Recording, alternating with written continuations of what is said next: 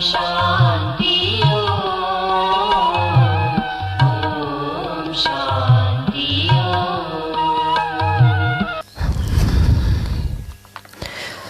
ओम शान्ति ओम शान्ति ओम शान्ति। तो बाबाले आज जो बच्चाले पारलौकिक पितालाई बाबा जो हुनुहुन्छ जस्तो हुनुहुन्छ उहाँलाई यथार्थ रूपमा चिनेको छ, उसले परमात्माको सँगको आत्माको सम्बन्ध र बाबाको कर्तव्य, बाबाको सँगको जो आत्माको सम्बन्ध छ, यसलाई राम्रोसँग जसले भगवानलाई चिनेको छ उसैले नै के गर्न सक्छ भन्दा भगवानसँग प्रीति जोड्न सक्छ। भगवानबाट मलाई के कुरा प्राप्ति हुन्छ र दुनियाँबाट के प्राप्ति हुन्छ, परमात्माबाट के प्राप्ति हुन्छ भन्ने कुराको कन्ट्रास्ट अथवा त्यसको फरकलाई मान्छेबाट के कुरा प्राप्ति हुन्छ र परमात्माबाट के प्राप्ति हुन्छ, परमात्मा को हुनुहुन्छ, जीवात्मा को हो भन्ने कुराको गहिराईमा जबसम्म बुझ्दैन तबसम्म उसले परमात्मासँग प्रीति जोड्न सक्दैन। हैन, बाबाले भन्नुहुन्छ जसको प्रीत एक शिव बाबामा छ र उसैले बाबाले आस्तिक भन्नुभयो। जसको भगवानसँग प्रीत छैन, विपरीत छ, ऊ नै नास्तिक हो। वास्तवमा बाबाले यो बताउनु भएको छ, आस्तिक र नास्तिकको भेद। हामीले आस्तिक भन्ने बित्तिकै अब पूजापाठ गर्ने मान्छेलाई पनि हामीले आस्तिक भनेथ्यौँ, तर उहाँले पनि राम्रोसँग चिन्नु भएकै छैन परमात्मालाई। हैन, जो चिजलाई भगवान भन्नुभएको छ त्यो चिज भगवान हुँदै होइन। हैन, कण कणमा परमात्मा हुनुहुन्छ अथवा शरीरधारी जीवात्माहरू ऊ त आत्मा हुन्। जीवात्माका मन्दिर बनेका छन् तर भगवानका मन्दिर त बनेका छैनन्। देवी देवता पनि जीवात्मा हुनुहुन्छ, धर्मपिता पनि जीवात्मा हुनुहुन्छ, तर परमात्माको मन्दिर हो शिवको मन्दिर, त्यहाँ शिवलिङ्ग छ। तर पनि ज्योतिर्बिन्दु शिव बाबालाई शिवलिङ्गको रूपमा याद गर्ने, फेरि त्यो पनि यथार्थ भएन। उहाँ निराकार हुनुहुन्छ। फेरि निराकार भने तापनि आकार नाम रूप के पनि छैन, त्यस्तो खालको एउटा शून्यतालाई निराकार भन्ने मान्यता छ। हैन, तर पोइन्ट अफ लाइट, ज्योति बिन्दु, एक सितारा समान बीज रूप निराकार सुप्रकाशित ज्योति रूप हुनुहुन्छ भनेर जसले यथार्थ रूपमा शिव बाबालाई चिनेको छ उसले नै बाबासँग प्रीति गर्न सक्छ। ऊ नै प्रीत बुद्धि हो भनेर बाबाले यसरी आज बताउनु भएको छ। त आज मिति 2078 अषाढ 3 गते बिहिबारको दिन, तदनुसार 17/6/2021 को बाबाको साकार महावाक्य छ। मुरलीको मुख्य सारमा बाबा भन्नुहुन्छ, मिठे बच्चे, तिमीले पारलौकिक बाबालाई यथार्थ रूपमा चिनेका छौ, त्यसैले तिमीलाई नै सच्चा प्रीत बुद्धि वा आस्तिक भनिन्छ। तिमीले पारलौकिक बाबालाई, परलोकमा बसोबास गर्ने बाबालाई यथार्थ रूपमा चिनेका छौ, त्यसैले तिमीलाई नै सच्चा प्रीत बुद्धि वा आस्तिक भनिन्छ। प्रश्न छ, बाबाको कुन कर्तव्यले सिद्ध हुन्छ? उहाँ भक्तहरूको रक्षक हुनुहुन्छ। बाबाको कुन कर्तव्यले सिद्ध हुन्छ? उहाँ भक्तहरूको रक्षक हुनुहुन्छ। कसरी रक्षा गर्नुहुन्छ? उत्तर, सबै भक्तहरूलाई रावणको जेलबाट छुटाउनु, विकारी संस्कारबाट, विकारको अथवा रावणको जेलबाट छुटाउनु, विपन्नबाट सम्पन्न बनाउनु, यो एक बाबाको नै कर्तव्य हो। विपन्न भनेको दुखी, र जो पुराना भक्तहरू छन् उनीहरूलाई ब्राह्मण बनाएर देवता बनाउनु, यो नै उहाँको रक्षा हो। पुराना भक्त आत्मालाई ब्राह्मण बनाएर देवता बनाउनु यो नै उहाँको रक्षा हो। भक्तहरूको रक्षक आउनुभएको छ आफ्ना सबै भक्तहरूलाई मुक्ति जीवन मुक्ति दिन। दुईवटा कुरा, मुक्ति र जीवन मुक्ति दिन आउनुभएको छ। सबै जेलमा छन्। जेल भनेको बन्धन हैन, घरको उसमा सम्बन्धको बन्धन छ, कर्मको बन्धन छ, शरीरमा कर्म भोगको बन्धन छ, रोगको बन्धन छ, मानसिक बन्धन, मनमा पीर व्यर्थ सङ्कल्पको बन्धन छ। कति कडा बन्धन यो।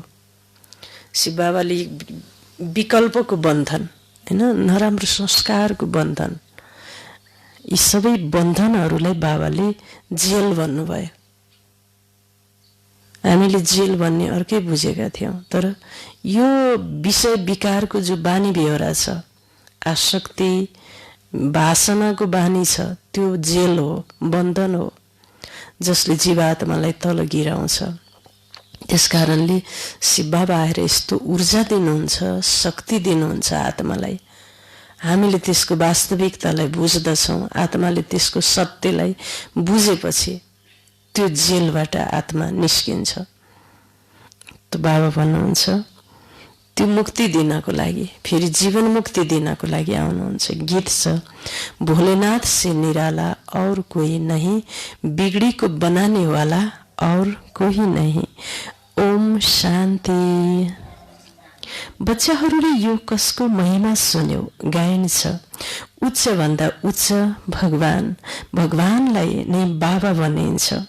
उहाँ नै यस सारा रचनाको रचयिता हुनुहुन्छ। जसरी लौकिक पिता पनि रचयिता हुन् आफ्ना रचनाका। पहिला कन्यालाई आफ्नो स्त्री बनाउँछन् र फेरि उनबाट रचना रच्छन्। 5-7 बच्चा पैदा गर्छन्, उनीहरूलाई रचना भनिन्छ। पिता रचयिता ठहरिए, ती हुन् हदका रचयिता। यो पनि बच्चाहरूले जानेका छन्। रचनालाई रचयिता बाबाबाट वर्षा मिल्छ। मनुष्यका दुई पिता त हुन्छन् नै, एउटा लौकिक, अर्का पारलौकिक। बच्चाहरूलाई यो त भगवानको ग्लानी भनेको यही रहेछ, अपमान भनेको। कणकणमा हुनुहुन्छ भन्ने हो कि एकदमै राम्रो परमधाम अति पवित्र धाममा हुनुहुन्छ भन्ने हो कि कणकणमा भन्ने हो? के भन्न पर्ने हो खास? कणकणमा हुनुहुन्छ भनेपछि त पाप भयो कि भएन? हैन, त भगवानलाई कणकणमा हुनुहुन्छ भन्ने। त्यसकारणले शिव बाबा भन्नुहुन्छ फेरि कुकुरमा, बिरालोमा, हैन, जहाँसुकै हुनुहुन्छ भन्नु। बाबा भन्नुहुन्छ पत्थरमा, कणकणमा, कुकुर बिरालो सबैमा हुनुहुन्छ। अब कुकुरले के खान्छ? त्यो भित्रै हुनुहुन्छ भनेपछि त त्यो भगवानले त्यो खान्छ भन्नु हो कि होइन? ल भन्नुहोस् त। त्यस कारणले गर्दा त्यो नै के हो? ग्लानी र निन्दा हो, भगवानको निन्दा, अपमान। बाहिर त्यो कुर्सी लगाइदिनु न। बाबाले भन्नुहुन्छ त कुकुर बिरालो सबैमा हुनुहुन्छ भन्नु, त्यो पनि बाबाको, शिव बाबाको ग्लानी भयो नि त। यस्तो पवित्र शिव बाबा कुकुरभित्र बस्नुहुन्छ होला त? कुकुरले के कर्तव्य गर्छ? सोचौँ, यो कुरालाई गहिरिएर सोचौँ। कुकुरले के कर्तव्य गर्छ? हैन, अब भगवानको कर्तव्य के हो भनेपछि त त्यस्तो भन्नु त कति पाप रहेछ। कुकुर त मान्छेको दैलामा बस्छ, ढोकामा बस्छ, के भगवान मान्छेको गेटमा बसेर त्यस्तो काम गर्नुहुन्छ? त्यस कारणले यो यस्तो भन्नु चाहिँ के रहेछ भन्दा धर्मग्लानी भनेको त्यही हो, सबैभन्दा ठुलो। पत्थरमा, कणकणमा, हैन, कुकुर बिरालो सबैमा हुनुहुन्छ। परमात्मा बाबालाई गाली गर्न थाल्छ। यो नै के रहेछ त? शिव बाबालाई के गरेको रहेछ? गाली गरेको रहेछ। तिमी बाबाका बनेका छौ, त्यसैले तिमी आस्तिक बन्यौ। तिम्रो बाबासँग प्रीत बुद्धि छ, बाँकी सबैको बाबासँग विपरीत बुद्धि छ। सर्वव्यापी भन्नु नै के रहेछ हजुर? विपरीत बुद्धि। सर्वव्यापी भन्नु। अब तिमीलाई थाहा छ महाभारी लडाईँ पनि सामुन्ने खडा छ। पुरानो दुनियाँको विनाश अर्थ हर 5000 वर्षपछि हैन कलियुगी पतित दुनियाँ पूरा भएर फेरि सतयुगी पावन दुनियाँ स्थापना हुन्छ। 5000 वर्षपछि के हुन्छ? उथल पाथल हुन्छ हैन। त्यही भएर हामीले धर्मशास्त्रमा पनि श्रीकृष्णको जन्म हुँदाखेरि जेलमा जन्म भयो, तर बाहिर कस्तो भएको थियो? उथल पाथल होरी बाढी भयो, एकदम ठुलो कंसको राज्य, अन्याय अत्याचार, कंसले काटाकाट गरेको, बच्चाहरू मारेको, उपद्रव मचाएको बेला र बाहिर हुरी बतास आएको, बाढी आएको, चट्याङ चुटुङ बिजुली परेको, चड्केको, त्यस्तो बेला, घनाघोर बेला, अनि मध्यरात भनेको एकदम अज्ञान अन्धकार पापाचार भ्रष्टाचार, त्यस्तो बेलाको त्यसको त्यो त अब कृष्ण जयन्ती त मनाए मान्छेले, तर त्यसको आध्यात्मिक रहस्य के हो त? त्यो भाव के हो? त्यस्तो जन्म त्यति बेला जन्मेको भन्न खोजेको कुरा के हो भन्ने कुरा एउटा पनि पण्डितले हामीलाई भन्न सक्नु भएन। त्यो कसले आएर बताउनु भयो? हजुर शिव बाबाले बताउनु भयो। त्यो त त्यस्तो भनेको त भाव थियो। अन्धकार भनेको ज्ञान नभएको, देह अभिमान, विषय विकार, चारैतिर भ्रष्टाचार पापाचार काटाकाट पतित भएको, अज्ञानी भएको बेला, त्यस्तो बेलामा जेलभित्र भनेको त्यो जेल पृथ्वी नै के भएको हुन्छ? एक किसिमले सारा पृथ्वी संसारै अब एक किसिमले जेलै भए जस्तो हुन्छ नि। त्यही भित्र अनि त्यही पृथ्वीभित्र, त्यो एउटा जेल भनेर कारागार होइन, त्यही पृथ्वीभित्र श्रीकृष्णको के हुने भयो? जन्म हुने। तर त्यो जन्मेको कुरा फेरि ती जेलभित्रका मान्छेले कसैले पनि के नगर्ने, थाहै नपाउने। उनीहरू त निधाएका निधाए हुने। हेर्नुहोस् भनेको पनि आध्यात्मिक रहस्य के हो त त्यसको भन्ने कुरा हामीले गहिराईसँग बुझ्न पर्छ हैन। त्यस कारणले बाबाले त्यो भन्न खोजेको कुरा त यस्तो रहेछ। फेरि त्यो पुरानो दुनियाँको विनाश, त्यही भएर अब श्रीकृष्णको जन्म अब हुन्छ नि। अब केही वर्षपछि त्यति बेला संसार कस्तो हुन्छ? उथल पाथल पापाचार भ्रष्टाचार, रोएका छन् मान्छे, चिच्याएका छन्, कराएका छन्। त्यस्तो बेलामा बाढी आएको छ, पहिरो गएको छ, ज्वालामुखी विस्फोट भएको छ, खानको लागि अन्न छैन। त्यस्तो बेलामा धरतीमा श्रीकृष्णको के हुने रहेछ?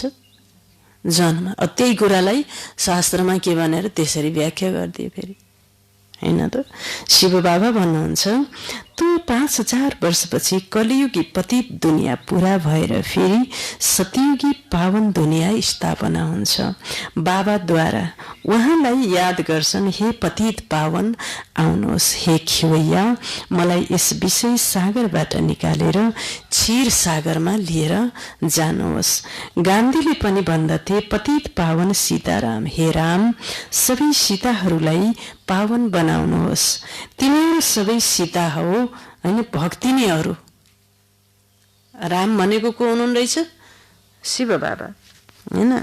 आत्मालाई के भन्नुभयो? सीता भन्नुभयो। सीताले के गरिन्? रामलाई पुकारिन्। कहाँ गएर पुकारिन्? आपत परेको बेलामा। भक्ति नैहरू उहाँ हुनुहुन्छ भगवान, सबैले उहाँलाई पुकार्छन्।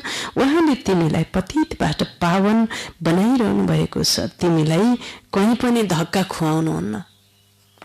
बाबाले आज भन्नुभयो, बच्चे म तिमीलाई धक्का खुवाउन कहीँ पनि भन्नुभएको छ के बाबाले। तर कसलाई भन्नुभएको छ? जसले निरन्तर शिव बाबालाई याद गर्छ र उहाँको श्रीमतमा चल्दछ। यसो भन्नुहुन्न तीर्थहरूमा जाऊ, कुम्भको मेलामा जाऊ, तीर्थमा जाऊ, कुम्भ मेलामा जाऊ भन्नुहुन्न। यही नै रहेछ नि कुम्भको मेला पनि। सच्चा सच्चा कुम्भको मेला पनि, हरिद्वार पनि यही भयो, गंगा सागर पनि यही भयो। सबै कुरा बाबा हुनुभयो, मान्छेले नबुझेर ठाउँ ठाउँमा त्यस्तो बनाइदिए हैन। तिमीलाई कहीँ पनि धक्का खुवाउनुहुन्न, यसो भन्नुहुन्न तीर्थहरूमा जाऊ, कुम्भको मेलामा जाऊ। यी नदीहरू कुनै पतित पावनी होइनन् भन्नुभयो। पतित पावन एक ज्ञानका सागर बाबा हुनुहुन्छ। सागर वा नदीहरूलाई कसैले पनि याद गर्दैनन्। त पुकार्छन् बाबालाई, हे पतित पावन बाबा हामीलाई पावन बनाउनुहोस्। होइन, पावन नबनिकन त माथि जान पाइँदैन। पवित्र नबनिकन परमधाम कसैलाई पनि लैजानुहुन्न शिव बाबाले। तर पवित्र कसरी बनाउनुहुन्छ? किसिम किसिमबाट पवित्र बन्छन् आत्माले। एउटा योगबाट, अर्को भोगबाट। जसले निरन्तर याद गर्छ उसले आफ्ना सारा कर्म, जति कर्मका हिसाब किताब छन् 63 जन्मका पाप कर्मको जो सञ्चित कर्म छ, यहाँभित्र सञ्चित कर्म पाप कर्मको, त्यो सञ्चित कर्मलाई शिव बाबाको मधुर स्मृतिबाट के हुन्छ? भस्म हुन्छ। त बाबाको याद छैन भने के गर्नु पर्यो? भोगेर भस्म गर्नु पर्यो। त्यो भोगाईको विषयमा पनि बाबाले भन्नुभएको छ, अन्तिम बेलामा अति दर्दनाक भोगाई। अहिले त बाबासँग हामी यति आनन्दले पढेका छौँ, भगवान् हाम्रो साथमा हुनुहुन्छ। यो बेलामा हामीले अलबेला गर्ने बित्तिकै भविष्यमा के हुन्छ? दर्दनाक। त्यसको बारेमा त बाबाले खानको लागि अन्न हुँदैन, डाक्टर हुँदैनन्, मान्छे यति धेरै मर्छन्, लास हुन्छ, लासको खात हुन्छ, कोही कोही बच्छन् पनि। तर कसरी बच्छन् भन्नुभएको छ? मानिलिनुहोस् कसैको हात काट्यो, एउटा हात काट्यो, एउटा हात छ्याप्पै काटियो, ल हात काट्यो, अब डाक्टर पनि छैन, हस्पिटल पनि छैन, दबाई पनि छैन, सवारी साधन पनि छैन, कोही पनि छैन भने अब त्यो काटेको हात के हुन्छ? ल भन्नुहोस् त, सोच्नु होला। त्यो हात एउटा छ आधा काट्यो भने त्यो काटेको हात के हुँदै जान्छ?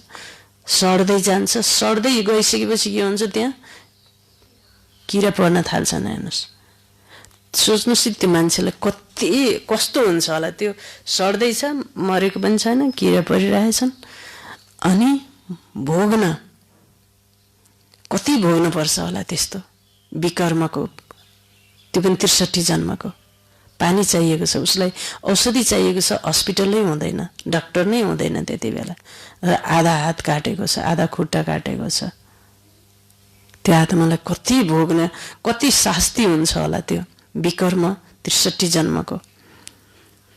त्यो कुनै पनि अङ्गद्वारा अहिले सानो बिमारी हुँदा पनि हामी आत्तिन्छौँ भने त्यो चाहिँ पीडा फेरि बाबाले भन्नुहुन्छ छिटो छिटो जन्म, छिटो एकै अब लगभग 10-15 वर्षभित्र मान्छेको 20 जन्मसम्म हुन्छ भन्नुभएको छ कि एउटा किताबमा, बाबाको किताबमा मैले पढेको थिएँ।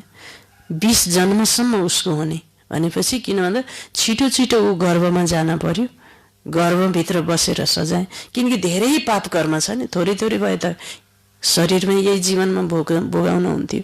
धेरै पाप कर्म भएको हुनाले उसलाई त्यो गर्भमा जानु पर्यो। फेरि जन्मने बेलामा एकदम दुःख र मर्ने बेलामा एकदम दुःख, एकदम कष्ट, 4 करोड बिच्छीले टोके बराबरको दुःख त्यो आत्माले पाउने भएपछि त्यति उसलाई छिटो छिटो जन्माउन, छिटो छिटो मृत्युको त्यो प्रोसेसमा लैजान पर्यो। र उसका जन्म जन्मका कति ठुला ठुला पाप कर्महरू छन् तिनलाई चाहिँ भोगाएर के गर्न पर्यो? खतम गरेर पवित्र बनाएर बल्ल लैजान पर्यो। हेर्नुहोस् कति घाटा, भोग्नु पनि छ र पद पनि त्यहाँ के भयो? भ्रष्ट भयो, छैन पद पनि।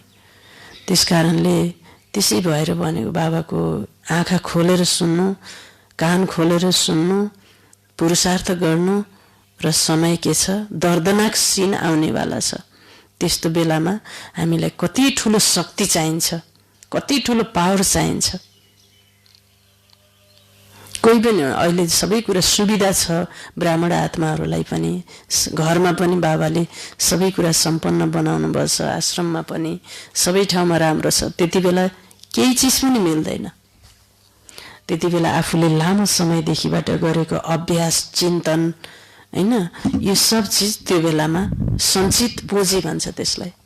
सञ्चित पुँजी भनेको आत्माको शक्ति, हैन, त्यस्तो बेलामा काम आउने चिजको बारेमा अहिले सोचे पो बल्ल त्यति बेला काम आयो। र अहिले हामीले सोचेनौँ, लापरवाही गऱ्यौँ, लापरवाही गर्ने, टिभी हेर्ने अनि समयलाई नष्ट पारेर फ्याँक्यौँ भने त्यति बेला बल्ल गर्न थाल्यौँ भने त के भयो? मनले साथ दिन्छ, किनकि पापकर्म 63 जन्मका एकदम उर्लेर आएको हुन्छ, त्यसलाई हामीले थाम्न सक्दैनौँ। अहिले नै हामीले विकर्म विनाशको योग गर्नुपर्छ, अमृत बेलादेखि नै। मेरो विकर्मलाई कसरी भस्म गर्ने, हैन? भस्म भयो कि भएन त ममा भने चेक पनि गर्ने, हैन? ममा कति छ, के छ, भस्म भयो कि भएन, त्यो कसरी थाहा हुन्छ? विचारको माध्यमबाट ममा कस्ता सोचाइ आउँछ, हैन? त्यस कारणले अझै पनि हामीमा व्यर्थ सङ्कल्प आउँछन् भने हामी त्रेता युगमै छौँ। त्रेता युगमा छ, त्यो सत्य युगमा त छैन आत्मा। बाबाको कुरालाई राम्रोसँग गहिराईमा हामीलाई त्यस्तो हुँदैन, योगमा भने त्यस्तो स्थिति हुन्छ। त्यसैले यो धेरै गहिराईमा बुझ्नुपर्ने, एकदम गहन भएर सोच्नुपर्ने कुरा र बेला हो। बाबा भन्नुहुन्छ तो बाँकी पानीका नदी त दुनियाँमा छन्, ती कहाँ पतित पावनी हुन्, र पतित पावन एक बाबालाई नै भनिन्छ। उहाँ जब आउनुहुन्छ तब आएर पावन बनाउनुहुन्छ। भारतवर्षको महिमा धेरै ठुलो छ। भारतवर्ष सबै धर्महरूको तीर्थस्थान हो। शिव जयन्तीको पनि यहाँ गायन गरिन्छ। सत्ययुक्त हो पावन दुनियाँ, त्यसमा देवी देवता रहन्छन्। देवताहरूको महिमा गायन गरिन्छ। सर्वगुण सम्पन्न 16 कला सम्पूर्ण चन्द्रवंशीलाई 14 कला भनिन्छ, हैन? फेरि सिँढी तल झर्छन्। बाबा आएर सेकेन्डमा सिँढी चढाएर शान्तिधाम सुखधाममा लिएर जानुहुन्छ। फेरि 84 को चक्कर लगाएर सिँढी झर्छन्। 84 जन्म कसैले त अवश्य लिएका होलान्। मुख्य हो सर्वशास्त्रमयी शिरोमणि गीता श्रीमद् भगवत, मतलब भगवानले गाउनु भएको। तर भगवान कसलाई भनिन्छ यो पतित मनुष्यले जानेका छैनन्। पतित पावन सर्वका सद्गति दाता एक निराकार शिव नै हुनुहुन्छ। तर उहाँ कहिले आउनुभयो यो कसैले जानेको छैन। बाबा स्वयं आएर आफ्नो परिचय दिनुहुन्छ। अहिले हेर यी बच्चा बच्ची दुवैले बाबा भन्छन्। गाइन्छ पनि हजुर माता पिता, हजुरको यो राजयोग सिकेपछि अपार सुख मिल्छ। तिमी यहाँ आउँछौ नै बेहदको बाबाबाट स्वर्गको 21 जन्मको वर्ष पाउन। अब शिव जयन्ती पनि यहाँ नै मनाउँछन्, रावण पनि यहाँ नै देखाउँछन्। तर अर्थ केही पनि जानेका छैनन्। शिव हाम्रो बेहदको बाबा हुनुहुन्छ यो कसैले पनि जान्दैन। केवल शिवको पूजा गरिरहन्छन्। सारा व्यक्ति तमप्रधान भएपछि बाबा आउनुहुन्छ। बाबाले हिजो वरदानमा के भन्नुभएको थियो? सुचिन्ता बहिनी, वरदानमा हिजो के भन्नुभएको थियो बाबाले? तिमीलाई सोधेको होइन, बाबाले के भन्नुभएको थियो वरदानमा?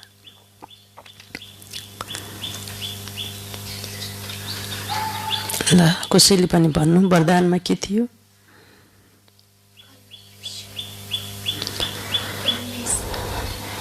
हजुर,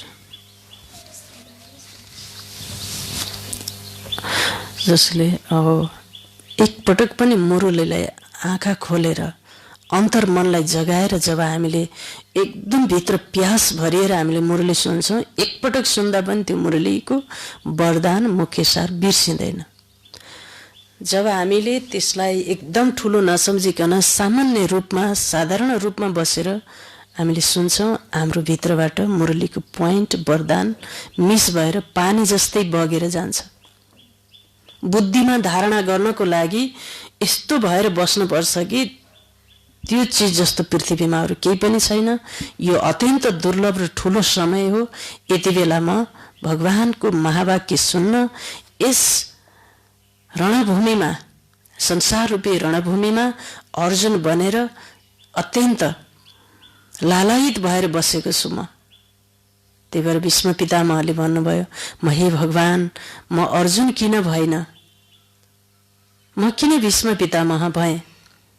यति बेला ती अर्जुनले भगवानको डाइरेक्ट वचन सुनिरहेका छन्। तर यो हावाको झोक्काले ती वचनहरू मेरो कानसम्म ल्याइ पुर्याए भने म कति पावन हुने थिएँ होला। मलाई एकपटक मात्रै त्यो परमात्माको वचन सुन्न पाए सिधा। अब हामीले शिव बाबाको मुरलीको वचन हामीले सुनेका छौँ यहाँ, त त्यस्तो भएको छ हामीले।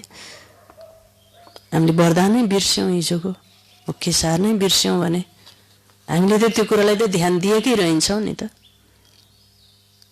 होइन त। त्यस कारणले यी सबैलाई भनेको जो लाइभ प्रसारणमा सुनेर बसिरहनु भएको घरमा बस्नुभएको बच्चाहरू, घरमा बसेर पनि हजुर 1 नम्बरमा जान सक्नुहुन्छ। अस्ति बाबाले यही बिलको उदाहरण दिनुभयो। त्यो एउटाको कुरा होइन, एउटा अर्जुनको कुरा होइन।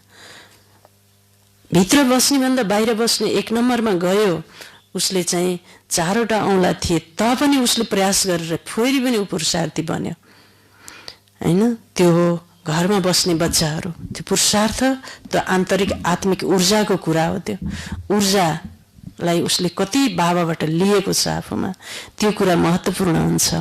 त्यसको लागि नै यो ज्ञान हो, मुरलीको ज्ञान। यसैबाट नै बुद्धिको ढोका खुल्छ। यो नै बाबाको दाहिने हात हो। यसलाई हामीले कसरी सुन्छौँ, मन्थन चिन्तन दिनभरि कसरी गर्छौँ। ब्याट्री चार्ज पनि त्यहीबाट हुन्छ भन्नुभएको थियो नि हिजो बाबाले। कल्पवृक्षलाई सारा दिन देखिराख, यसैबाट तिम्रो ब्याट्री पनि के हुन्छ, चार्ज हुन्छ। त्यस कारणले होइन कापीमा लेख्नुपर्छ, पढ्दाखेरि एकदम बाबाले भनेको कुरा कसले भनेको, म कसको बच्चा हुँ, यो त कस्तो कुरा छ सोच्यो भने त। सोचेन भने उही पानी बग्दा चाहिँ गयो। पानीलाई बाँधेर, जसले पानीलाई बाँध्न सक्छ, उसले इलेक्ट्रिक ऊर्जा निकाल्न सक्छ। उसले बाँधेर त्यहाँबाट पावर हाउस बनाउँछ। त्यसले पुरा सहरमा बत्ती फैलाउँछ, लाइट फैलाउँछ। उसले जसले पानीलाई बाँध्न सक्दैन, त्यो पानी के भएर जान्छ, यत्तिकै बगेर जान्छ। त्यही हो शिव बाबाको मुरली भने। जसले शिव बाबाको मुरलीलाई बाँधेर उसले इलेक्ट्रिक करेन्ट निकाल्छ, उसले संसारलाई उज्यालो बनाउँछ। अब उसले चाहिँ केही पनि गरेको छैन, मुरलीलाई सामान्य सोच्छ, सामान्य साधारण सम्झ्यो। बाबाको मुरली अब कथा सुने, गुरुले प्रवचन सुनाए जस्तो सुन्यो भने त्यो पानी बग्दा चाहिँ बग्यो, केही पनि प्राप्ति भएन। धेरै जसो ब्राह्मणहरूले यसै नै गर्नुहुन्छ। हामीले पनि अब गरियो धेरै, तर चाहिँ अब चाहिँ त्यस्तो गरेर हुँदैन अब। त्यस कारणले बाबा भन्नुहुन्छ हेर यी बच्चा र बच्ची दुवैले बाबा भन्छन्, गाइन्छ पनि हजुर माता पिता हजुरको यो राजयुग सिकेपछि अपार सुख मिल्छ। तिमी यहाँ छौ नै बेहदको बाबाबाट स्वर्गको 21 जन्मको वर्षा पाउन। अब शिव जयन्ती पनि यहाँ मनाउँछन्, रावण पनि यहाँ नै देखाउँछन्, तर अर्थ केही पनि जानेका छैनन्। शिव हाम्रो बेहदको बाबा हुनुहुन्छ, यो कसैले पनि जान्दैन। केवल शिवको पूजा मात्र गरिरहन्छन्। सारा वृक्ष तम प्रधान भएपछि बाबा आउनुहुन्छ। नयाँ दुनियाँमा स्वर्ग थियो, यहाँ नै सत्ययुग थियो, यहाँ नै कलियुग छ अहिले। बाबा सम्झाउनुहुन्छ सबैभन्दा पहिला तिमी स्वर्गको मालिक थियौ, अहिले तिमी 84 जन्म भोगेर नर्कवासी बनेका छौ। 84 जन्मपछि पृथ्वी कस्तो हुँदो रहेछ, नर्क। पहिला त नर्क हुन्छ, अन्तिममा गएपछि कस्तो हुन्छ, रौरव नर्क हुन्छ। यति ठुलो नर्क हुन्छ जसको बयान गरेर साध्य छैन। तेलका कराईमा पकाउने, हतियारको वर्षा हुने, काँडाले कोप्ने, सब चिज त्यो बेलामा, अबको बेला। अब त्यो नर्क तेलका कराई पनि हुन्छन्, काँडालाई कोप्ने पनि हुन्छ, हतियारको वर्षा पनि हुन्छ होइन। 10वटा सूर्य उदाउँदाखेरि जति गर्मी हुन्छ त्यति नै औडाहा हुन्छ त्यो मान्छेलाई। 10वटा सूर्यले पोले समानको औडाहा। भित्र पनि नि जलेछ, मन पनि जलेछ, तन पनि जलेछ। उठ्दा सुकै छैन, सुत्दा सुकै छैन, बस्दा नि हुँदैन, उठ्दा नि हुँदैन। त्यसलाई भन्छ औडाहा। त्यसलाई भन्छ 10वटा सूर्यले होइन, 10वटा सूर्य उदाए जस्तो र तल फेरि बालुवामा हिँड्न पर्ने भनेको कुरा त्यो अब हुन्छ। अब चाहिँ किनकि 63 जन्मका पाप कर्मको हिसाब किताब भोग्ने बेला हो पृथ्वीमा। त्यही भएर यो भोग्ने बेला आएको छ अब। त्यही भएर हामीले कान खोलेर बाबाको कुरा सुन्नुपर्छ, नत्र बडा दुःख पाउने भोग्दा होइन। त्यो यसले त ब्रह्म कुमार भोगाइले पाप कर्मले हामीलाई त यति वर्ष पुरानो हुन् भन्दै हामीले सञ्चित पाप कर्मलाई भस्म गरेका छैनौँ भने संसारमा जति ठुलो मान नाम सान जे भए पनि त्यो केही काम छैन हेर्नु। त्यस कारणले बाबा सम्झाउनुहुन्छ सबैभन्दा पहिला तिमी स्वर्गको मालिक थियौ, पहिला थियौ, अहिले तिमी 84 जन्म भोगेर नर्कवासी बनेका छौ। अब मैले तिमीलाई राजयोग सिकाएर सत्मनुष्यबाट देवता पतितबाट पावन बनाउँछु हैन। भक्ति अर्थात् बाबाको के अरे ब्रह्माको रात, ज्ञान अर्थात् ब्रह्माको दिन। तिमी ब्रह्मकुमार कुमारीहरू दिनमा जान्छौ।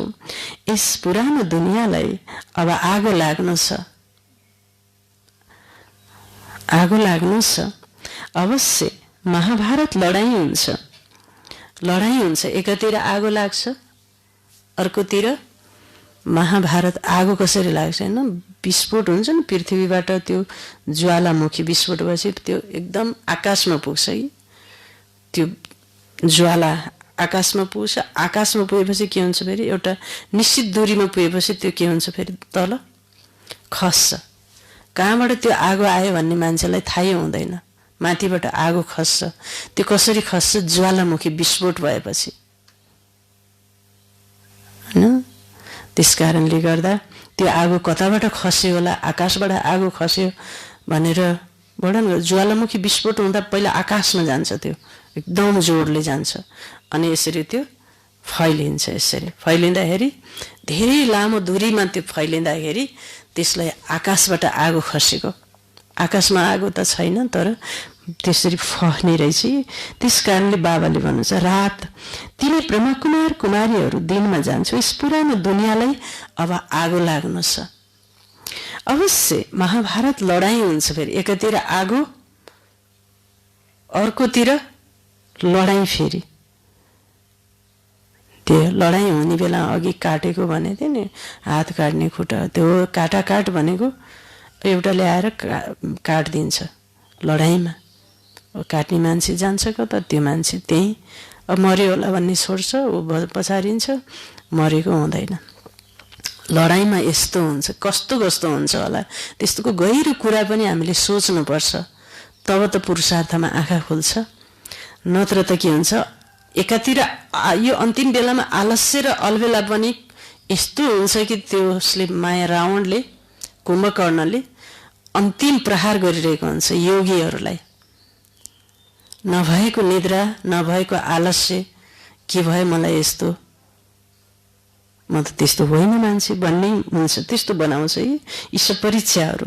तिमी ब्रह्मकुमार कुमारीहरू दिनमा जान्छौ। अहिले पनि अब लकडाउनमा कति बच्चाहरू घरमा अब आश्रम नआउने बानी परिसकेको छ, अब घरमा बस्दा बस्दा के हुन्छ भने त्यसलाई हामी अलर्ट भएनौँ भने, एक्टिभ भएनौँ भने फेरि हामीबाट धेरै अलबेलापन जागृत हुन्छ। यस पुरानो दुनियाँलाई अब आगो लाग्नु छ। अवश्य महाभारत लडाईँ हुन्छ, अवश्य यस महाभारत लडाईँ पछि नै स्वर्ग बन्छ।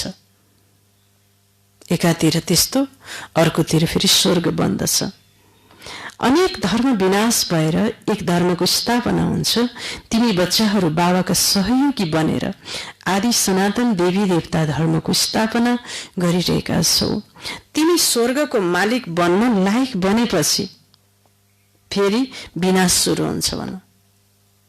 पुरा लायक बनेपछि हामी सबै बच्चाहरू, लायक भनेको पुरा शक्तिशाली, पुरा पाप कर्म भस्म गरिसकेको अवस्था भएपछि अनि विनाश, बम खस्न सुरु हुन्छ, लडाईँ सुरु हुन्छ, आगो लाग्न सुरु हुन्छ। यो 20-30 वर्षभित्र सब चिज हुन्छ। अब केही त्यो भएर पुरुषार्थको लागि बाबाले थोरै समय हामीलाई, अब यो अहिलेको पनि यो ठुलो चान्स हो। त्यसैले यो हो शिव बाबाको ज्ञान यज्ञ। फेरि शिव भन वा रुद्र भन, रुद्र यज्ञ रच्नेवाला। कृष्ण ज्ञान यज्ञ कहिले बनिँदैन। सतयुग त्रेतामा यज्ञ हुँदैन।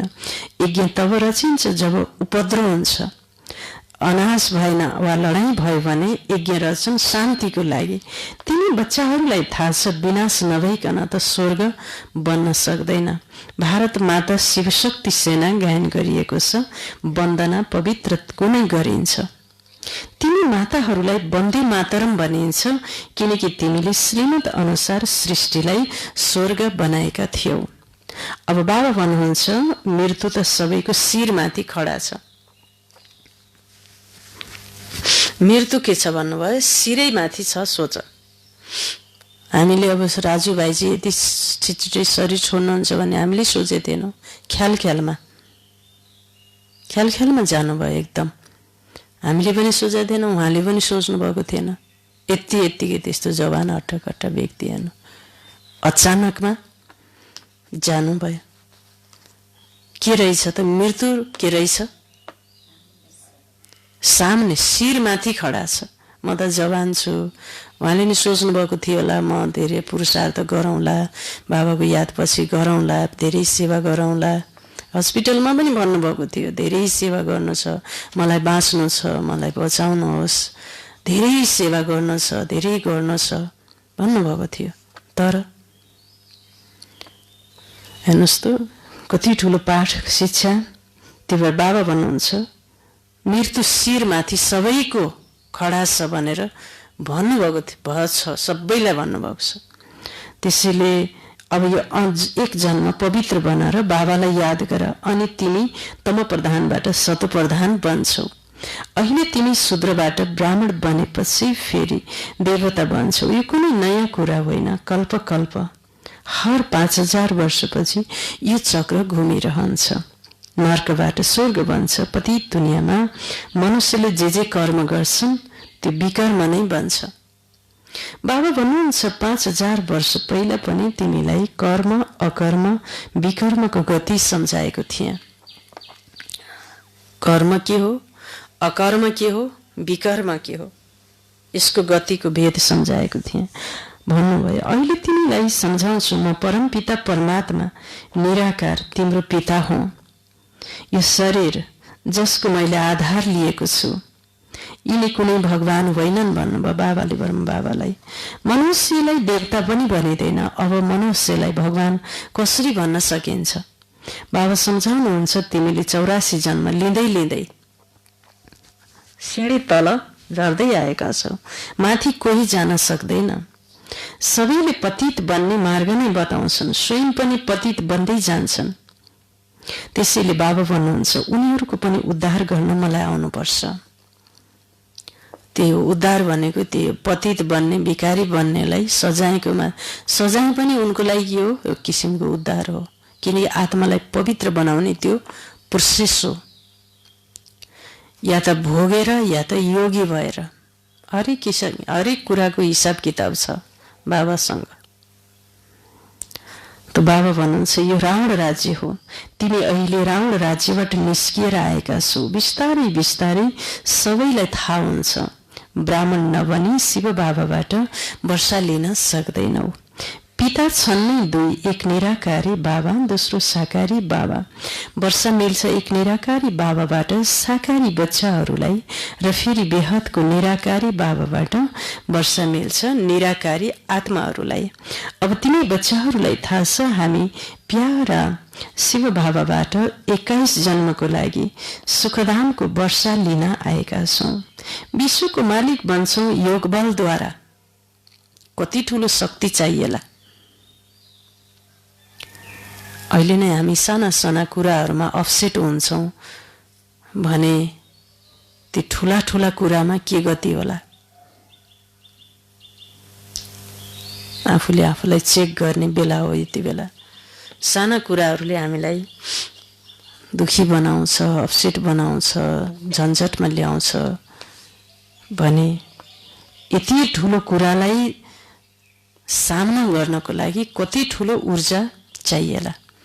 तब नै ऊ आत्मा विश्वको मालिक बन्दछन्। बाबा भन्नुहुन्छ 21 जन्मको लागि सुखधामको वर्षा लिन आएका छौँ।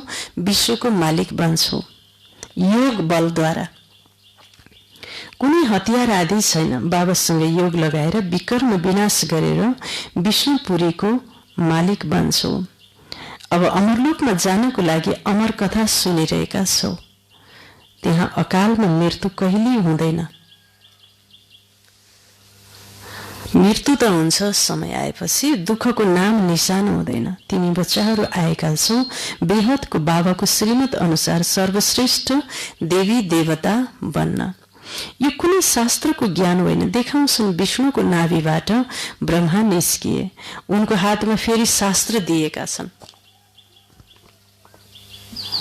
बाबा भन्नुहुन्छ ब्रह्माद्वारा मैले तिमीलाई सारा रचनाको आदि मध्य अन्त्यको ज्ञान सुनाइरहेको छु। म नै ज्ञानको सागर हुँ। गाउँछन् पनि ज्ञान सूर्य प्रकटा, अज्ञान अन्धेरा विनाश। सत्ययुगमा अज्ञान हुँदैन। यो त्यो सचखण्ड हुँदा भारतवर्ष हीरा जस्तै थियो। हीरा जुहारतका महल बन्द थिए। अहिले त मनुष्यलाई पूरा खानको लागि पनि छैन। कंगाल विश्वलाई फेरि धनवान कसले बनाउँछ? यो बाबाको नै काम हो। बाबालाई नै दया आउँछ। भन्नुहुन्छ तिमीलाई राजयोग सिकाउन आएको छु। नरलाई नारायण, नारीलाई लक्ष्मी बनाउँछु। त्यसै कारणले विष्णुको मन्दिरलाई के भने, हिजो बाबाले के पढाउनु भएको थियो? विष्णुको मन्दिरलाई के भनिन्छ भनेर पढाउनु भएको थियो? नरनारायणको मन्दिर। नरनारायण भगवान भने मानिसहरूले।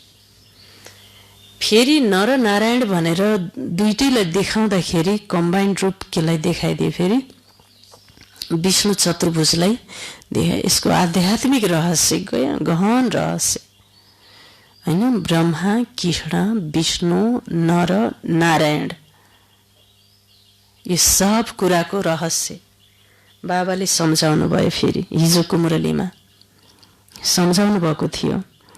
यो कुरा भक्त आत्माले बुझ्दैन। तिमी कंगाल विश्वलाई फेरि धनवान कसले बनाउँछ? यो बाबाको नै काम हो। बाबालाई दया आउँछ। भन्नुहुन्छ तिमीलाई राजयोग सिकाउन आएको छु। नरलाई नारायण बनाउन र नारीलाई लक्ष्मी बनाउँछु। भक्तहरूको रक्षक हुनुहुन्छ नि बाबा। भन्नुहुन्छ तिमीलाई रावणको जेलबाट छुटाएर सुखधाममा लिएर जान्छु।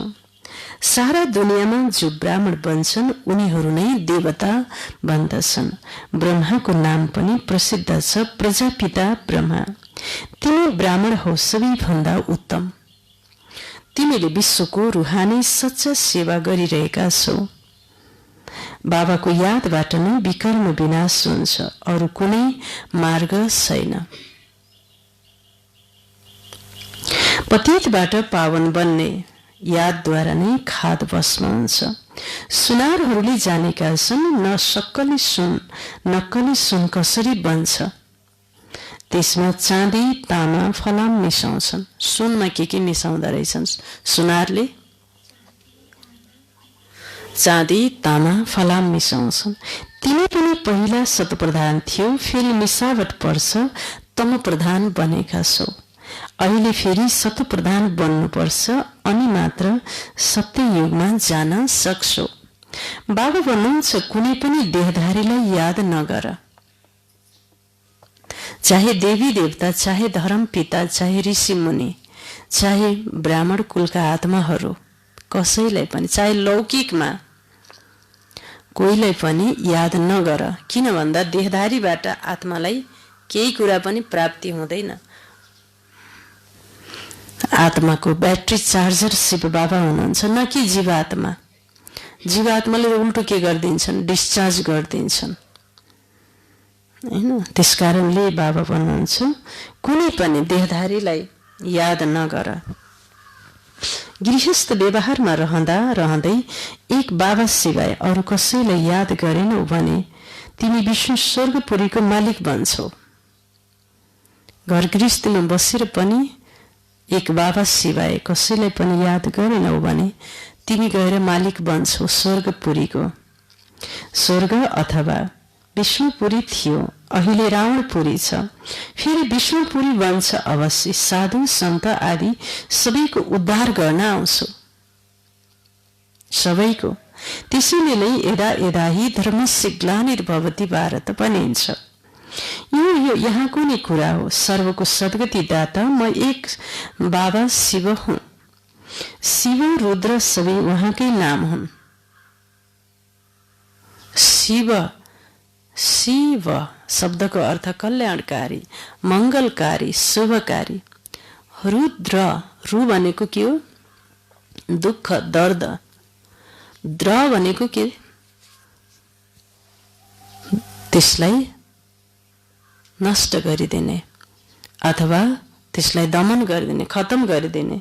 त्यही भएर बाबाको नाम के पनि रहेछ? रुद्र। रुद्री, रुद्री लगाए भने सारा कष्ट दर्द नष्ट हुन्छ। किन? रुद्र भगवानको यो कार्य भनेर। वास्तवमा रुद्री भनेको, रुद्री पाठ भनेको नै शिव बाबाको के रहेछ? मुरली पाठ नै के हो? रुद्री पाठ हो। जो मुरली सुनेर हाम्रा सारा तन मनका सारा दुःख दर्द नष्ट हुन्छन्।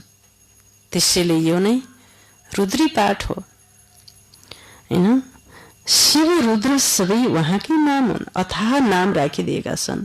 बाबा भन्नुहुन्छ मेरो असली नाम त एउटै छ, शिव। म हौ शिव, तिमी हौ शालिग्राम बच्चाहरू। तिमी के हो बच्ची भन्नुभयो? संसारका सबै आत्माहरू शालिग्राम बन्दैनन्। जो शिव समान बन्दछन्, जो निराकारी स्वरूपमा स्थित भएर कर्म गर्छन्। यो कलियुगमा देही अभिमानी बनेका छन्। निराकारी स्वरूपलाई प्राप्त गरेर निराकार चित्रलाई देख्दैनन्, विचित्रलाई देख्छन्। उनीहरू मात्र सबै शालिग्राम होइनन्। शिवको साथमा शालिग्राम उनै हुन् जो चाहिँ देही अभिमानी आत्मस्वरूप अशरीरी हुन्छ भएका छन्। अशरीरी अवस्था, शिव बाबा समान अवस्थामा रहेर कर्म गरेका छन्। उनीहरू मात्र, उनीहरूको शिवको साथमा उनको मात्रै पूजा हुन्छ। सबै बच्चाको हुँदैन पूजा। बाबाकै बच्चा भए पनि सबैको शिव बाबाको साथमा शालिग्रामको रूपमा पूजा हुँदैन। उनीको हुन्छ जो शिव समान निराकारी बनेर कर्म गरेका छन्, जो देह अभिमानमा रहन्छन्। म स्त्री हुँ भन्ने भानमा छ, म फलानु हुँ भन्ने छ, म युवा हुँ, युवती हुँ, म यो हुँ, यति वर्ष हुँ, यो भानमा हुनेको शालिग्रामको रूपमा पूजा हुँदैन। पूजा हुँदैन। गायन हुन्छ तर पूजन हुँदैन। त्यो चाहिँ गहिरो राज बाबाले बताउनु भयो, रहस्य। यति बेला को कस्तो छ, कस्तो रूपमा उसले आफ्नो दिनचर्या बिताएको छ, त्यस अनुसार बल्ल शालिग्रामको रूपमा ऊ आत्माको भक्ति मार्गमा ऊ आत्माको पूजा हुन्छ शिवको साथमा। कयौं शिव एउटै हुनुहुन्छ तर शालिग्राम चाहिँ लाखौंको संख्यामा हुन्छन्, लाखौं हजारौंको संख्यामा हुन्छन् हैन। त्यसकारणले रुद्र अथाह नाम राखिदिए। बाबा भन्नुहुन्छ मेरो असली नाम त एउटै छ, शिव। म शिव हुँ, तिमी मेरा बच्चा शालिग्राम हो। तिमी आधा कल्प देह अभिमानी रहेका हो, अब देही अभिमानी बन। एक बाबालाई जानेपछि बाबाद्वारा तिमीले सबै कुरा जानेका छौ। मास्टर ज्ञान सागर बन्छ। अच्छा, मीठे मीठे सिकिलदी बच्चाहरूप्रति माता पिता बाप दादाको याद प्यार एवं गुड मर्निङ। रुहानी बाबाको रुहानी बच्चाहरूलाई नमस्ते।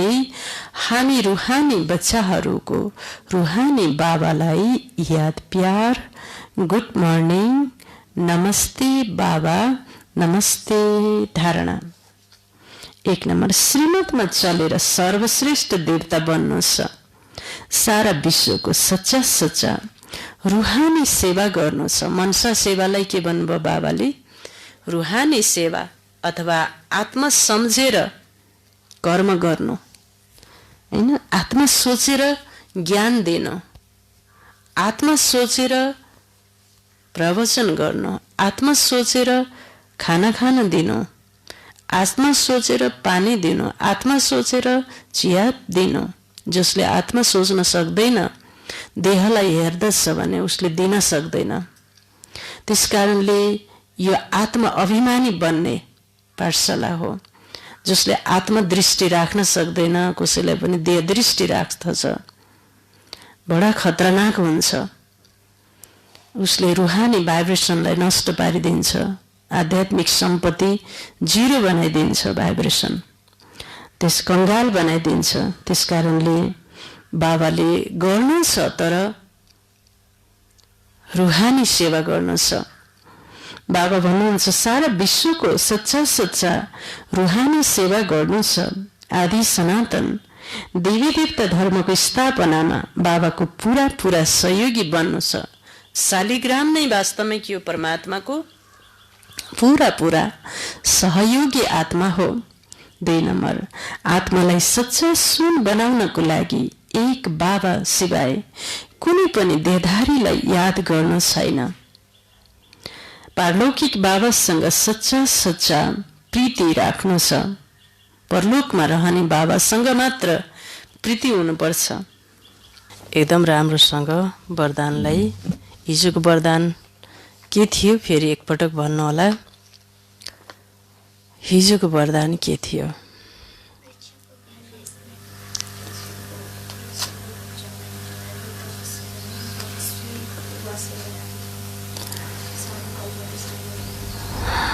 त्यसको स्पष्टीकरण के थियो? संसारमा पनि मान्छेले कल्पवृक्षको फेदमा बसेको हुनाले हामी अहिले पूर्वज आत्माहरू कल्पवृक्षको फेदमा छौँ। त्यसैको यादगार सारा तपस्वीहरू वृक्षमुनि बसेर तपस्या गर्ने प्रचलन निस्क्यो। बाबाले भन्नुभयो जब तिमीले सारा दिनमा यो कल्पवृक्षको जडमा बसेर सारा वृक्षलाई अवलोकन गर्छौ त तिम्रो ब्याट्री चार्ज हुन्छ। त फेरि बीजसँग पनि तिम्रो कनेक्सन हुन्छ, जडसँग पनि कनेक्सन हुन्छ। बाबाले ज्ञान दिनुहुन्छ, त्यसको चाहिँ फर्मुला सहित दिनुहुन्छ, त्यसको चाहिँ सूत्रसहित दिनुहुन्छ। जब हामीले त्यसलाई क्याच गर्न सक्दैनौँ हामी धेरै पछि पर्दो रहेछौँ। आज बाबाले वरदान दिनुभएको छ र सबैले आफूले ध्यानसँग यो वरदानलाई आफ्नो अन्तर्मनमा रेकर्ड गर्नु होला। म अहिले पछि पनि सोध्छु कसले राम्रोसँग रेकर्ड गर्नुभयो गर्नु भएन, होइन? कति ध्यान दिएर हामीले त्यसलाई सुन्यौँ वा सुनेनौँ।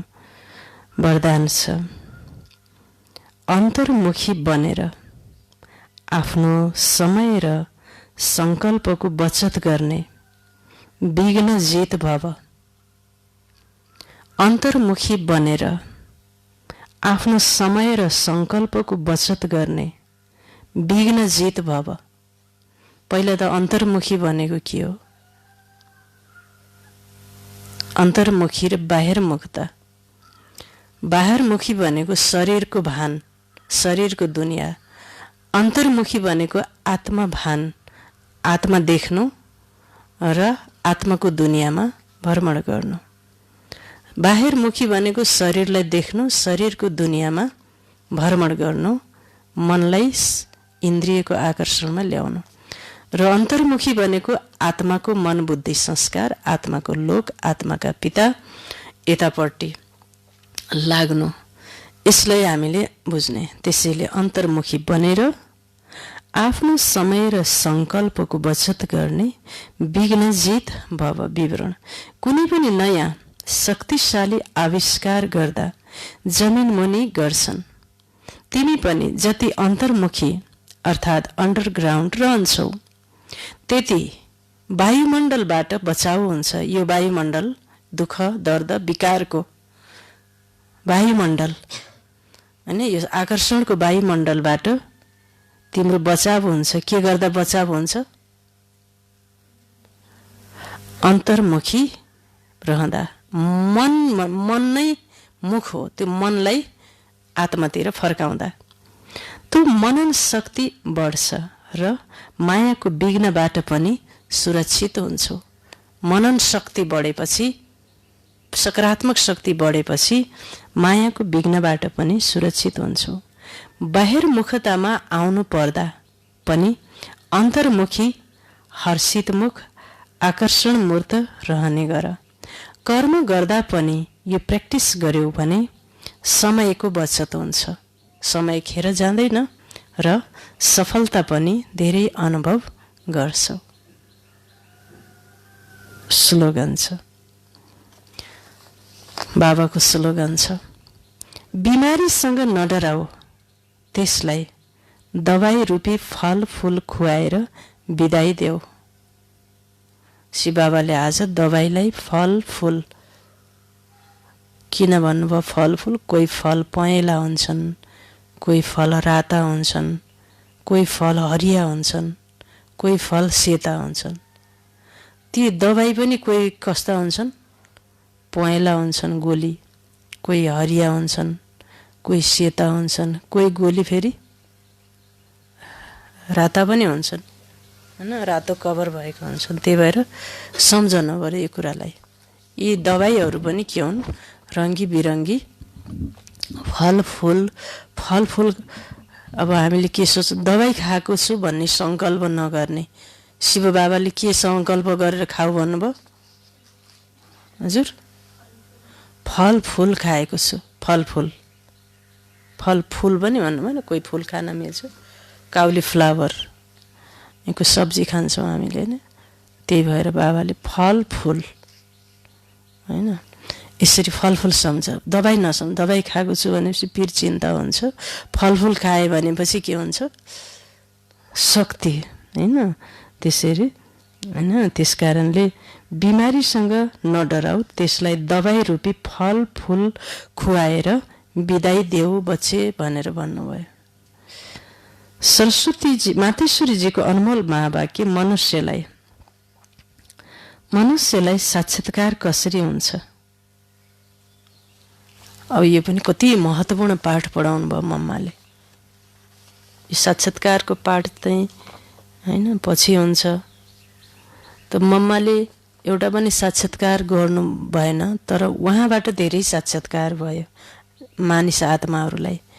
देवीको साक्षात्कार हुन्थ्यो मम्मा जब कहीँ आउनुहुन्थ्यो सहरमा, आउँदाखेरि मान्छे झुक्किने, कसरी झुक्किने? त फेरि गाडीबाट झर्ने बेलामा एकदम रातो साडी, रातो चुनरी थियो, पुरै रातो ड्रेसमा देखे मान्छेहरूले। फेरि माथि कलासमा जाँदाखेरि सेतो साडीमा देखे फेरि होइन। त्यहाँबाट यहाँ आउँदा कति छिटो उहाँले कपडा फेर्नुभयो। कारबाट झर्ने बेलामा रातो कपडामा झर्नुभएको थियो, यहाँ आउँदा मञ्चमा उत्तिने बेला सेतो वस्त्रमा अल्मलिए मान्छे के। त्यो के थियो भन्दा अघि त वैष्णव देवीको साक्षात्कार भयो आत्मालाई, देवीको वैष्णव देवी। अहिले हेर्दा सफेद वस्त्रधारी ब्रह्मकुमारीको त्यस्तो शक्ति मम्माको साक्षात्कार। भक्तलाई त्यसरी के गराउनु भयो? वैष्णव देवीको साक्षात्कार भयो हैन, काली माताको साक्षात्कार। यसरी किसिम किसिमको देवीहरूको मम्माबाट धेरै आत्माहरूलाई त्यति बेला साक्षात्कार हुन्थ्यो, तर मम्मालाई साक्षात्कार भएन। त्यो साक्षात्कार कसरी हुन्छ भन्ने कुरा फेरि मम्माबाट धेरैलाई भएको थियो। त्यो कसरी हुन्छ? यो जुन साक्षात्कार हुन्छ यसको फिलोसफी पनि धेरै महिन्छ। कति महत्त्वपूर्ण कुरा। यो अन्तवाहक शरीरद्वारा हैन, यो अन्तवाहक शरीरद्वारा घुमेर आउँछन्। जस्तै कोही बाहिर घुम्न जान्छन् नि, यस्तो होइन घुम्न गएको मर्छ, ऊ घुमेर फेरि फर्केर आउँछ नि। त्यस्तै यसमा पनि आत्मा यस देहबाट निस्केर अन्तवाहक शरीरद्वारा सैर गर्छ।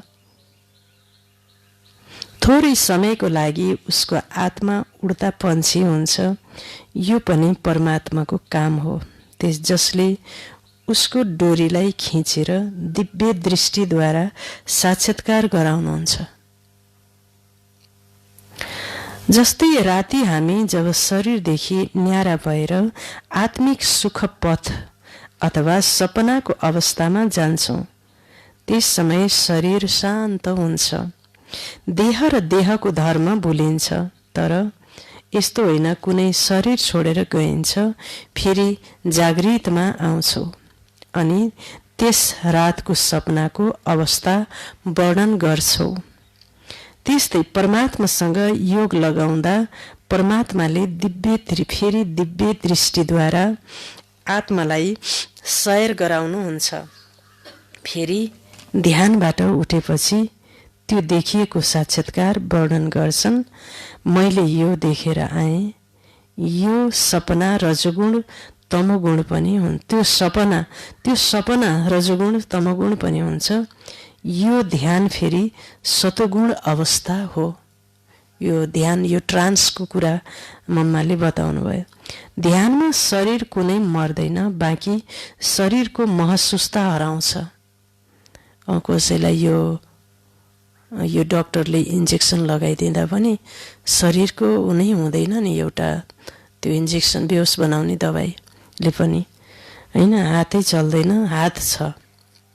त्यस्तै यो ध्यानको कुरा पनि त्यस्तै हो। जस्तै क्लोरोफर्म दिँदा शरीरको सुधबुध भुलिन्छ होइन, क्लोरोफर्म दिँदा शरीरको सुधबुध भुलिन्छ। हेर, डाक्टरले कुनै अङ्गलाई इन्जेक्सन लगाएर लठ्याउँछ, तर अरू इन्द्रियहरू त चल्छन् नि। त्यसै गरी ध्यानमा पनि आत्मा उडेर सैर गरेर आउँछ, तर शरीर मर्दैन। यो भगवानको कार्य, परमात्माको।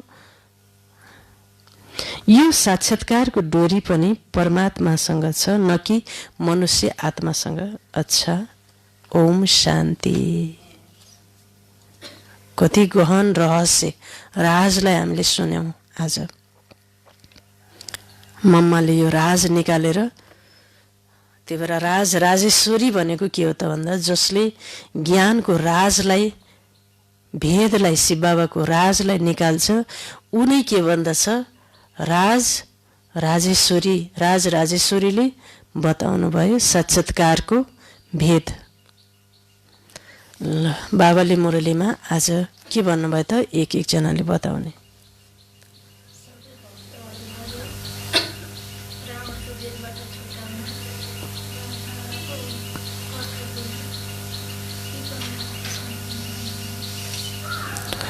हजुर, अरू के भन्नुभयो तिमी बताऊ। सम्पूर्ण ब्राह्मण नबनिकन देवता बन्न सकिँदैन। पुरा ब्राह्मण भनेको पुरा पवित्र, पुरा भनेको अब 75%, 80%, 90%, 50% होइन। के भन्नुभयो, पुरै 100% नबनी देवता भनेको सूर्यवंशी देवता बन्न सकिँदैन। अरू लक्ष्मी,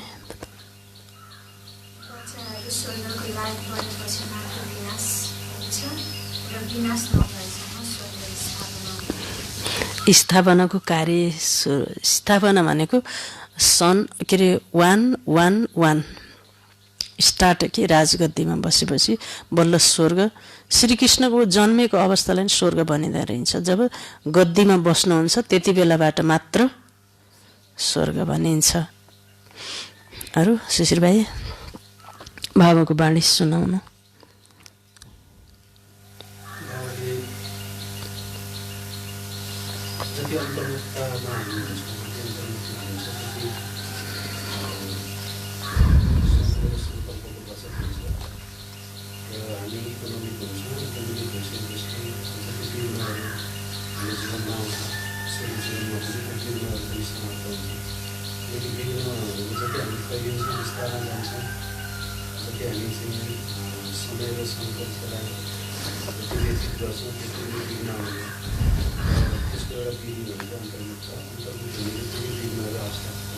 आफै समाप्त हुन्छ। बाबाले वरदानमा दिनुभएको छ अन्तर्मुखी सदा सुखी। अन्तर्मुखी भनेको आत्मा दर्शन गरेको, आत्माको लोकमा। बाहिरमुखी भनेको बाहिरको समस्याको विषयमा चिन्तन गर्नु, रोगको विषयमा, संसारको विषयमा, शरीरको विषयमा, विघ्नको विषयमा, यसको विषयमा चिन्तन गर्नेलाई के भनिन्छ, बाहिरमुखी। बाहिरको दुनियाँको, भौतिक दुनियाँको मुखी भयो। अन्तर्मुखी भनेको ईश्वरको दुनियाँ, आत्मा र परमात्माको गुफाभित्र पसेर त्यसलाई देखेको पछि विघ्न पनि नष्ट, समय पनि बचत। अर्को के भन्नुभएको थियो, वायुमण्डलबाट पनि के हुन सक्छौ, सुरक्षित हुन। पतित तमोगुणी भयानक वायुमण्डलबाट पनि सुरक्षित। यसबाट के हुन्छ, मनन शक्ति बढ्नको कारणले आत्मामा पावर रिजनरेट हुन्छ एकदम, होइन आत्माको। किनकि आत्मा नै शक्ति हो। आत्मा के हो, शक्ति हो। शक्तिमा गयो नि मन, शक्तिमा गएपछि शक्ति के हुन्छ, जागृत हुन्छ र विघ्न खतम हुन्छ भन्नुभयो।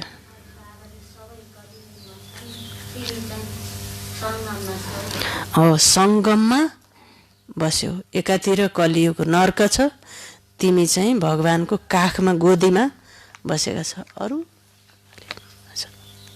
हजुरले बताउनु।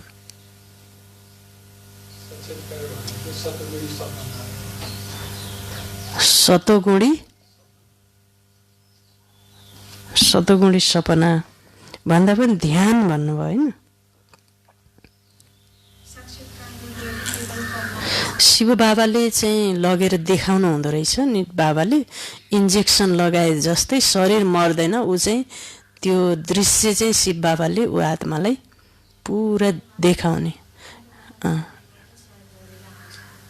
हो, हुँदैन, त्यो चाहिँ अन्तवाहक शरीरबाट त्यो चाहिँ देखाउनुहुन्छ। सतोप्रधान सपना, सपना रजो पनि हुन्छ, सतो पनि, कहिलेकाहीँ सतोप्रधान सपना पनि देखिन्छ, रजो र तमो पनि देखिन्छ। र यो भनेको बाबाले यो चाहिँ अन्तवाहक शरीरद्वारा शिव बाबाले उसको डोरीलाई खिचेर दिव्य नयनबाट साक्षात्कार गराउने होइन, यस्तोलाई भन्नुभयो साक्षात्कार। आजको पढाइबाट बिठी बच्ची, तिमीले अपारलौकिक बाबालाई यथार्थ रूपमा चिनेका छौ, त्यसैले तिमीलाई नै सच्चा प्रेत बुद्धि र आस्तिक भनिन्छ। वरदान छ, अन्तर्मुखी बनेर आफ्नो समय र सङ्कल्पको बचत गर्ने विघ्न जित भव। बिरामीसँग आज दबाई खाने बच्चा, हामीले दबाई खाइरहेका छौँ, कोही पहेँला गोली, कोही राता गोली, हरिया गोली, सबैलाई बाबाले के भन्नुभयो, फलफुल खाऊ र बिरामीलाई के देऊ, बिदाई देऊ भन्नुभयो। ओम शान्ति। तो आज सद्गुरुबारको सबै बाबाका अति प्यारा लाइभ प्रसारण मुरली सुनेर बसिरहनुभएका बच्चाहरूलाई सद्गुरुबारको याद प्यार बाबाको तर्फबाट नमस्ते, गुड मर्निङ सबैलाई। यहाँहरूलाई सुस्वास्थ्य सुरक्षाको शुभ भावना व्यक्त गर्दछौँ। यहाँहरूले आफ्नो कमेन्टमा एकदम राम्रो राम्रो कमेन्टहरू लेखेर पठाउनु भएको छ। मैले पनि दिनमा बच्चाहरूले के लेख्नुभयो भनेर सधैँ कमेन्टहरू हेर्ने गर्छु फेसबुकमा, र सबैले त्यो लेख्दा पनि भाव विभोर भएर प्यारा बाबा, मिठा बाबा, शुक्रिया बाबा, बाबा मेरा प्यारा बाबा, मिठा बाबा भनेर दिलैदेखि त्यो कमेन्टमा लेखे जस्तो भाइब्रेसन, हजुरले जस्तो भावले लेख्नुभएको हुन्छ त्यो हेर्दाखेरि त्यस्तो भाइब्रेसन भाव त्यसबाट झल्केको हुन्छ। कसैले ओम शान्ति बाबा, सब मैले पनि यहाँ बसेर हेर्ने गरेको छु र एकदम खुसी लाग्छ। सबैको रेस्पोन्स भइरहेको छ। हजुरहरूलाई पनि सधैँ जस्तो यहाँबाट बाबाले याद प्यार दिनुहुन्छ, त्यो बाबाको रेस्पोन्स हो। र हजुरले चाहिँ कमेन्टमा मेरा बाबा, मिठा बाबा, प्यारा बाबा भनेर हजुरले रेस्पोन्स दिनुभएको छ। हजुरले रेस्पोन्स दिनुभएको छ, बाबाले रेस्पोन्स सूक्ष्म रूपमा हजुरले लेखेर दिनुभएको छ। र सबैले एकदम राम्रो राम्रो कमेन्टहरू लेख्नुहुन्छ। त्यो देखेपछि हजुरले लेख्नुहुन्छ, अरूले त्यो लेखेको देखेर अरूलाई पनि के हुन्छ, मनमा एकदम भाव जागृत हुन्छ। मैले पनि त्यस्तै लेख्छु बाबालाई भनेर उहाँले पनि लेख्नुहुन्छ। फेरि यसमा पनि ठुलो पुण्य कर्म हजुरको अन्तर मनमा, आत्मामा सञ्चित खातामा जम्मा हुन्छ होइन। प्यारा बाबा, मिठा बाबा एकपटक सोच्नु पर्यो मनले, फेरि हातले हेरेर लेख्न पर्यो, फेरि सेन्ड गर्न पर्यो। त्यो पनि एउटा के भयो, ठुलो सत्कर्म, पुण्य कर्म भयो होइन। यसरी लेख्दै के पर्छ, बानी पर्छ। फेरि हामीले यहाँ हेरौँ, यो बच्चाले कति राम्रो कमेन्ट लेख्नुभएको बाबालाई, त्यहाँबाट पनि ऊर्जा अरूले पनि हेर्नुहुन्छ, फेरि सयौँले होइन। हेर्दै के हुन्छ, त्यो फैलँदै जान्छ। त्यही भएर राम्रो राम्रो कमेन्ट, कसैले कति लेख्नुभएछ, कसैले कति लेख्नुभएछ, लेख्नु होला। कमेन्ट लेख्नु, जरुर कमेन्ट लेख्नु होला। बाबाको मुरली सुनिसकेपछि सुन्दै पनि लेख्नुभएछ होला हैन। त्यही भएर यहाँ मुरली सुन्दा यहाँबाट कहिले म यहाँ निमित्त भएर मुरली पढ्छु, कहिले बहिनीहरू निमित्त भएर मुरली पढ्नुहुन्छ र मुरली पढ्दा पनि हजुरहरू को लाइभमा आउनुभयो भन्ने कुरा त्यहाँ बसेर हेर्न मिल्दो रहेछ। हामीले हेरिराख्छौँ को आउनुभयो, कसरी के गर्नुभयो, कति बेलाबाट त्यहाँ जोइन हुनुभयो, त्यो सबै देखिँदो रहेछ। त्यो हेरिराखेका छौँ, को आउनुभयो, को आज आउनु भएन, त्यो पनि सबै थाहा हुँदो रहेछ। म अहिले चाहिँ हेरिराख्छु। फेरि यो मुरली पढिसकेपछि पनि गएर म एकपटक हेर्छु को बच्चाहरू आज लाइभ प्रसारणमा आउनुभयो, फेरि पछि आउनुभयो, जोइन हुनुभयो, फेरि बेलुका एकपटक पनि हेर्ने गर्छु। बेलुकासम्म कोले सुन्नुभयो, हेर्नुभयो, लाइक कमेन्ट गर्नुभयो, यसबाट पनि बच्चाहरू को हुनुहुन्छ, अपडेट हुनुभएको छ कि छैन, घर बसेर कहीँ फेरि त्यत्तिकै त हुनु भएन, कहाँबाट जोइन हुनुभयो, बाबासँग कति प्यार रहेछ, मुरलीमा कति श्रद्धा रहेछ। अब अहिले त यहीबाट नै हामीले सुनिरहेका छौँ होइन, एटेन्ड भइरहेका छौँ। त्यसकारण हजुर सबैलाई सम्पूर्ण सुरक्षा सद्गुरुबारको, साथै हजुरहरू सबैले फेरि पुराना बच्चाले पनि जो साप्ताहिक कार्यक्रम सुरु भएको छ यसलाई आफन्तहरूलाई पनि सेयर गर्नुहोला र भन्नुहोला, किनकि अन्तिम समयको यही नै दबाई हो, यही नै सुरक्षा कवच हो। यसलाई हजारौँ पटक आफ्नो सबकन्सियस माइन्डमा सुनेर भर्नुपर्छ। यस्तो होइन कि मैले त जानिसकेछु के सुन्न पऱ्यो, यो त नयाँ नयाँको लागि हो, होइन, पुरानो नयाँ सबको लागि हो होइन। त्यस कारणले हजुर सबैले यसलाई आफूले मनमा रेकर्ड गर्नको लागि घरमा पनि बजाइराख्ने, यो सुनाइराख्ने, घरमा बच्चा बच्चीको कानमा पनि पारिराख्ने यसलाई होइन। त्यस कारणले किनकि यो मनलाई त बाँध्न पर्यो, कुनै गुणले बाँध्न पर्यो, फेरि कुनै सम्बन्धले, कुनै शक्तिले अन्तर्मुखी हुनु पर्यो। अनि त्यसको नै योजना बनाउनको लागि यसलाई पनि सक्दो सेयर गर्नुहोला, साथै बाबाको मुरली पनि सेयर गर्नु आफन्तलाई। यो मुरली सुन्नुपर्छ, यो मुरलीमा आज यो पोइन्ट छ भनेर फेरि फलो पनि गर्नु होला कि आजको मुरलीमा के थियो, के नयाँ कुरा तपाईँले पाउनुभयो होइन। त्यो कुरा पनि फेरि यसो होइन सेन्ड गरिदियो होइन, फेरि उसलाई सोध्ने पनि के थियो त मुरलीमा आज, कस्तो थियो, के कुरा राम्रो लाग्यो तपाईँलाई, यो कुरा पनि सेवा गर्नु होला। यो सेवाबाट नै पुण्य कर्मको खाता सञ्चित हुँदै जान्छ। यस्तो होइन कि हजुरले फेसबुकमा दुनियाँ नेताजीका कुराहरू, बाबाको बच्चा बेच लगाएर नेताजीका कुराहरू सेयर गर्नुभयो, अन्य कुराहरू सेयर गर्नुभयो। यो त बाबाको बच्चाको उत्तरदायित्व होइन। जो नेता हुनुहुन्छ उहाँहरूले गरिरहनु भएको छ नि, हजुरले किन गर्नुपर्छ? हजुरले त बाबाकै कुरा सेयर गर्ने हो, बाबाको कुरा आफूले धारणा गरेर सेयर गर्ने हो। यसबाट बडो पुण्य कर्म हुन्छ, सञ्चित पुँजी जम्मा हुँदै जान्छ। गहिरो राज छ, यसको रहस्य छ। यसलाई फलो गर्नुहोला होइन, जसबाट बाबाप्रति मानिसहरूको, आफ्ना सर्कल साथीहरूको, शिव बाबाप्रति, आश्रमप्रति, प्रोग्रामप्रति एकदम मनलाई, उनको मनलाई, भावलाई ल्याउन सकियोस्। धेरै बच्चाहरूले यो गरेर आफ्नो भाग्य बनाइराख्नु भएको छ, धेरैले गर्नुभएको छ र धेरैले गरि पनि राख्नुपर्छ। आफ्नो सञ्चित कर्म, पुण्य कर्म बढाउनु भएको छ, पावरफुल बन्नुभएको छ, घर बसेर पनि पावरफुल बन्नुभएको छ।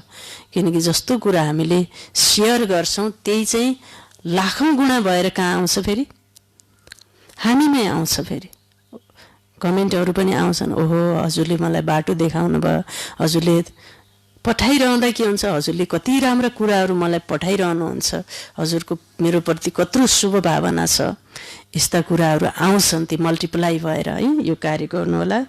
यसको पनि ठुलो साइन्स छ, रहस्य छ।